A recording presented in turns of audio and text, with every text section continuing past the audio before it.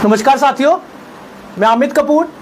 जैसा कि आप सब जानते हैं कि जब भी जेडीए डिपार्टमेंट है, कहीं पे मरला, 2 मरला, 3 मरला इल्लीगल जमीन किसी ने घेरी हो, वहां पे मकान बन रहा हो, तो जेडीए डिपार्टमेंट पीला पंजा लेकर उसको तोड़ने पहुंच जाता है।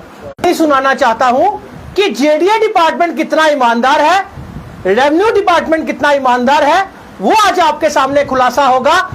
जैसे कि आप सब जानते हैं कि मैंने कहा था कि 7 दिन के बाद मैं एक ऐसी सोसाइटी का, J&K कोऑपरेटिव हाउसिंग कॉर्पोरेशन, जो कि तवी विहार सिद्रा में सोसाइटी है, जिसने फ्लैट इलीगल बनाए थे, हाई कोर्ट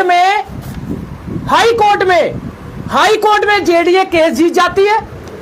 कमीशन की रिपोर्ट आ जाती है कि जितने भी वो करोड़ों रुपए के फ्लैट बने हैं, वो सारे के सारे जो जेडीए की जमीन पे बने हैं। हाई कोर्ट के ऑर्डर आने के बाद, कमीशन की रिपोर्ट आने के बाद, अभी तक जेडीए डिपार्टमेंट ने ना तो वो डिमोलिश किए और ना ही उनसे कोई पैसा लिया। जबकि पैसा कोई छोटी मोटी रकम नहीं है, करोड़ों रुपए की रकम है। जेडीए की इलीगल जमीन घेरकर सोसाइटी वालों ने, भारत भूषण जो वहां का एमडी है, जेडीए की जमीन घेरकर वहां पे फ्लैट तैयार करवा देता है और फ्लैट सेल भी कर दिए जाते हैं। करोड़ों रुपए के सेल करने वाले बच के निकल भी जाते हैं और केस जीतने के बाद भी जेडीए तमाशबीन बनी हुई है। आज मैं जेडीए को एप्लीकेशन देने जा रहा हूं कि इसको डिमोलिश किया जाए, नहीं तो इसका पैसा लेकर गरीबों में प्लॉट बांटे जाएं। जो लोग किराए पे रहते हैं उनको प्लॉट दिए जाएं। जो एक घर में 3 भाई हैं, अगर उसके पास कामकाज नहीं है तो उनको प्लॉट दिया जाए। और उसके बाद मैं कहना चाहता हूं, सिर्फ यहां पे बात नहीं खत्म होती जेडीए की। जेडीए के बड़े बड़े कारनामे सामने आते हैं। वहीं तवी विहार सिद्रा सोसाइटी में सिर्फ फ्लैट ही इलीगल नहीं है, वहां पे बना हुआ एक स्कूल भी इलीगल है, जो कि 10 करोड़ में सेल कर दिया जाता है।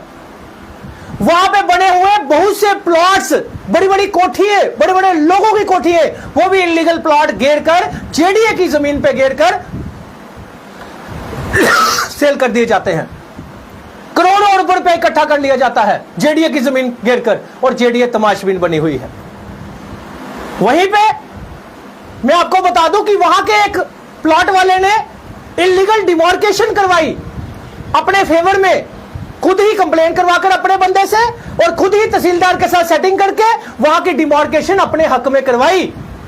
उसको भी हम चैलेंज करने जा रहे हैं, क्योंकि वो जो डिमार्केशन है वो वहां के एक प्लॉट की है और वो भी जेडीए की जमीन में बना हुआ है। वो भी हमारे पास प्रूफ पड़े हुए हैं। अब मैं बात करूंगा खसरा नंबर 328 की। वो भी जेडीए का मसला है, जिसमें एक बेअंत कौर नाम की लेडी है, एफआईआर लगती है 2013 में। उस 2013 में जब वो एफआईआर लगती है, एल फॉर्म पे वो जमीन जो है बेअंत कौर को पता भी नहीं होता। बेअंत कौर का, उसको जब थाने बुलाया जाता है, वो कहती मुझे पता भी नहीं मेरी जमीन है। लेकिन कुछ लैंड ग्रैबरों ने मिलकर वो जमीन जो है वे मॉल के पीछे वो सेल भी कर दी, और जेडीए के कुछ नुमाइंदे मिलकर, जेडीए कहती थी, कितने सालों से केस लड़ रही थी कोर्ट में कि वो जमीन हमारी है, जितने भी बीसी आए। लेकिन राजेश कुमार श्रवण जब आए, जिनकी मैंने 2-3 साल पहले प्रेस कॉन्फ्रेंस की थी, वो जब आए, उन्होंने एक बोर्ड की मीटिंग बिठाई। बोर्ड की मीटिंग में वो सारी की सारी जमीन जो है वो कह दिया कि हमारी नहीं है, वो पार्टी की है। उसके बाद जब मैं आपको बता दूं कि ये गवर्नमेंट की रूलिंग है कि पुरानी मंडी से अगर आप फ्लाइंग में 13 किलोमीटर की रेंज में कोई भी एल फॉर्म पे जमीन जो है वो अलॉट नहीं होती, तो फिर वो कैसे अलॉट होगी? तो इसकी भी इंक्वायरी करवाई जाए और रिटर्न कंप्लेंट हम देने जा रहे हैं। वहीं पे एक गंग्याल में एक तहसीलदार जनक सिंह जी, महेश शर्मा पटवारी, जिसके खिलाफ एफआईआर भी लगी है महेश शर्मा पटवारी के नाम, और प्रभु दयाल शर्मा, जो विजिलेंस में यह बात मान चुका है कि मेरे से बैक डेट एंट्री करवाई गई। गंग्याल में 100 अरब रुपए की जमीन, वो भी इलीगल, एफसीआई की रिपोर्ट है उसमें एफसीआई की रिपोर्ट है और विजिलेंस आज तक चालान पेश नहीं, एफसीआई ने सारे के सारे इंतकाल जो है वो खारिज कर दिए हैं, लेकिन आज तक विजिलेंस ने ना ही इनके खिलाफ कोई इंक्वायरी की, इनके खिलाफ आज तक ना कोई चालान पेश किया अभी तक 2016 के बाद, 15-16 के बाद। तो मुझे बता दीजिए क्या विजिलेंस पे भी दबाव है? क्या विजिलेंस भी इन पे दबाव में काम कर रही है? और मैं पूछना चाहता हूं मनदीप कौर जी से, commissioner secretary Mandeep Kaur ji, revenue secretary, sorry commissioner secretary, revenue secretary जो भी है, क्या आप भी इंक्वायरी नहीं करवा सकते? क्या आप भी फ्लैट डिमोलिश नहीं करवा सकते? क्या आप भी जेडीए की जमीनें एफसीआई के ऑर्डर के बाद खाली नहीं करवा सकते? एफसीआई ऑर्डर तो कर देती है, उसके बाद एक्शन क्या लेती है? क्या इंक्वायरी 20-20 साल चलती रहेंगी?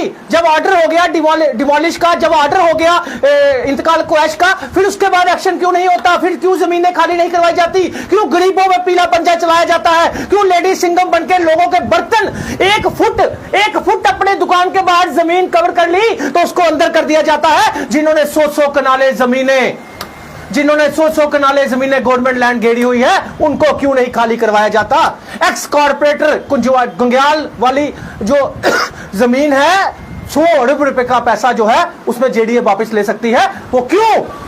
क्योंकि एक्स कॉर्पोरेटर कांग्रेस का उसमें इन्वॉल्व है, क्योंकि तहसीलदार सेटलमेंट जनक सिंह इन्वॉल्व है, क्योंकि महेश शर्मा पटवारी जो नायब तहसीलदार रिटायर्ड हुआ है वो इन्वॉल्व है, क्यों प्रभु दयाल शर्मा जो कि विजिलेंस में स्टेटस रिपोर्ट में मान चुका है कि मेरे से बैकडेट एंट्री करवाई गई, उसके बाद भी एक्शन क्यों नहीं हो रहा? यह सोचने वाली रिपोर्ट बात है। तो मैं मनदीप कौर जी से कहना चाहता हूं कि मैडम, अगर ये रेवेन्यू डिपार्टमेंट, अगर ये जेडीए डिपार्टमेंट अपनी जमीनें खाली नहीं करवाएगा, एक्शन आप लोग नहीं करोगे, तो मुझे आपके डिपार्टमेंट की जो 2-2 लाख रुपए का मोबाइल लेकर ट्रांसफर करने का जो खुलासा है, मुझे नाम लेकर करना पड़ेगा। धन्यवाद।